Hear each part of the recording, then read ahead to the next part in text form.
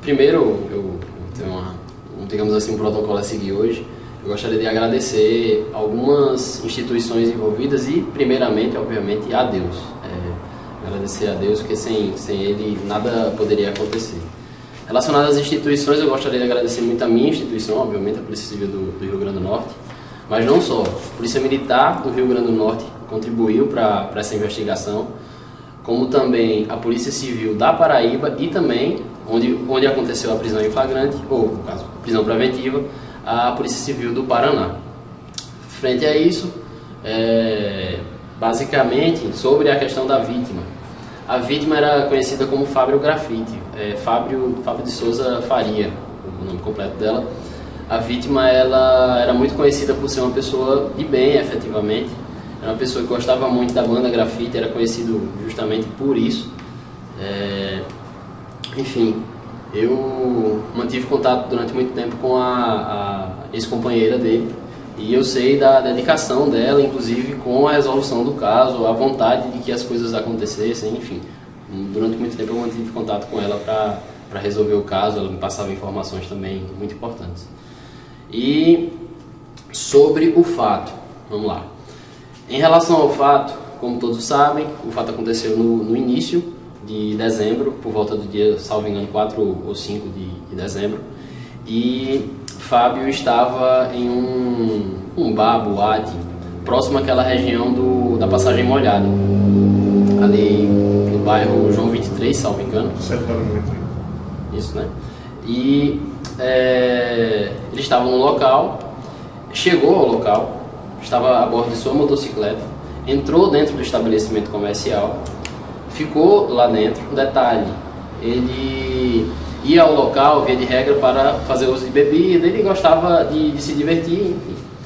E aí ele esteve no interior do estabelecimento comercial, enquanto o Nathan, como já foi citado até pelo Sidney, ele se encontrava na parte externa do estabelecimento. Observou que a vítima tinha chegado com o seu veículo, com a motocicleta. Nathan, a gente tem imagens disso também, Nathan pega a motocicleta, leva para a parte da Passagem Molhada, depois retorna, entra dentro do estabelecimento comercial. Quando ele entra dentro do estabelecimento comercial, aparentemente, Nathan vai avisar a Fábio que sumiu a motocicleta dele. Depois disso, Fábio sai dentro do estabelecimento. A gente não tem imagem de dentro do estabelecimento, mas uma parte externa a gente tem. Fábio sai do local, procura sua moto, chega a ligar inclusive para a polícia, liga para a polícia. No momento que ele liga para a polícia, Nathan está ao seu lado. Ele a todo instante fica procurando, até porque ele é mototaxista, então ele dependia também da questão da motocicleta para sua profissão. Era digamos assim, um agravante para a situação naquele momento. Fábio desliga o telefone, quando está falando com a polícia. Fábio chega também a conversar com outra pessoa, um amigo dele. E aí chega um determinado momento que Fábio se dirige para a Passagem Molhada. Nathan sai correndo atrás dele, e aí é que efetivamente os fatos ocorrem. Sozinhos, os dois juntos, e lá na Passagem Molhada. E dentro da boate não aconteceu nada relacionado ao fato em si. Apenas o fato de Nathan estar no local e também Fábio estar no local. O encontro da vítima com o autor dos fatos foi justamente nessa boate. Após o fato, no caso, o fato acontece justamente na Passagem Molhada, a vítima possivelmente reagiu a uma tentativa possível de Nathan retirar a chave da motocicleta, ou então simplesmente Nathan agiu com crueldade e já foi atingindo a vítima com pauladas. Em seguida, Nathan chega a sair do local e ingressa novamente na boate. Depois de um certo momento, acaba que as coisas são descobertas. Ele sai do local, pega a motocicleta, se evade. No caso, ele vai buscar a motocicleta lá na parte da Passagem Molhada. Um detalhe interessante a se fundamentar também, se tratar, é que Nathan na volta da Passagem Molhada, no primeiro momento, ele vem mexendo em algumas coisas. É possível visualizar que muito possivelmente se trata da carteira da vítima e também de seu celular. Até hoje a gente nunca conseguiu encontrar o celular, nunca conseguiu encontrar a motocicleta. E Após todos esses fatos, como eu já tinha relatado, Nathan sai do local da boate. Depois ele vai buscar a motocicleta, se evade. Depois que se evade, a gente vê a polícia militar passando em direção ao bairro Passagem, ao local do fato, e aí as coisas são descobertas. E isso tudo aconteceu, como eu já falei, entre os dias 4 e 5, foi na madrugada do dia 5. E aí, no dia 15, a gente já tinha representado pela prisão preventiva, no dia 15 de dezembro, desde o dia 15 de dezembro, o Poder Judiciário daqui local deferiu a representação de prisão preventiva. E aí a gente, desde o dia 15, busca informações a respeito do Nathan Araújo dos Santos, que foi o autor dos fatos. Ele é conhecido até como, salvo engano, Jaguatirica.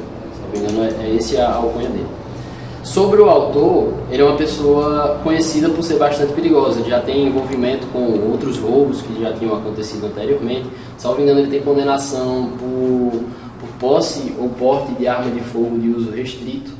Ele, antes de acontecer os fatos, ele tinha sido solto recentemente, digamos assim, não me recordo exatamente a quantidade de dias, mas ele tinha sido solto bastante próximo entre o momento que ele cometeu o fato em relação ao momento que ele foi solto. Como eu já falei também da prisão preventiva. E aí, desde 2 semanas atrás, a gente tinha concluído o inquérito policial. A gente tentou, de todas as formas, tentar encontrar essa pessoa, a gente não estava conseguindo encontrar, e aí a gente recebeu mais um informe de que supostamente ele estaria no Paraná. Então, a Polícia Civil da Paraíba, salvo engano, existe um mandado de prisão também em relação a ele. A Polícia Civil da Paraíba estava no encalço desse cidadão, né? E aí ele acabou sendo preso na data de hoje no meio da tarde, e aí está acontecendo essa coletiva de imprensa justamente para a gente anunciar que efetivamente o caso está solucionado.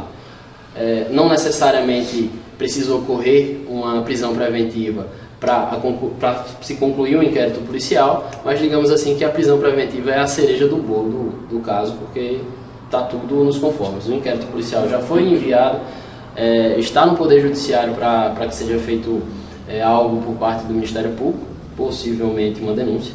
E aí o feito vai tramitar agora na esfera judicial, e, enfim, o trabalho da Polícia Civil foi concluído. Doutor, o Nathan será transferido aqui para o Rio Grande do Norte, já que o senhor falou que ele tem um crime na Paraíba também. Qual será o procedimento a partir de agora, depois da prisão dele lá no estado do Paraná? A gente ainda não tem essa informação precisa. As coisas estão muito recentes, digamos assim. Ele foi preso hoje no meio da tarde. Sim. E aí, como ele tem 2 mandados de prisão, possivelmente um na Paraíba, um aqui com a gente, tenho certeza do mandado de prisão que foi expedido relacionado ao nosso fato, possivelmente ele vai vir para um dos dois estados. Aí vamos ver o que vai acontecer, mas isso aí é mero detalhe, digamos assim. O fato é que a prisão preventiva foi cumprida e retiramos uma pessoa perigosa da sociedade. Então, André, chama a atenção porque, como o senhor disse, ele tem uma ficha anterior a esse crime bastante destacada. O fato dele ter pensado em furtar essa moto foi por mera crueldade mesmo? Ou se pensou que ele poderia utilizá-la em alguma outra ação delitiva? Existem suspeitas de que ele esteja envolvido em outros crimes, mas isso ainda está sob apuração. Inclusive, é algo que foge um pouco da minha alçada, porque quando se trata de roubo ou furto, vai para a DEFUL.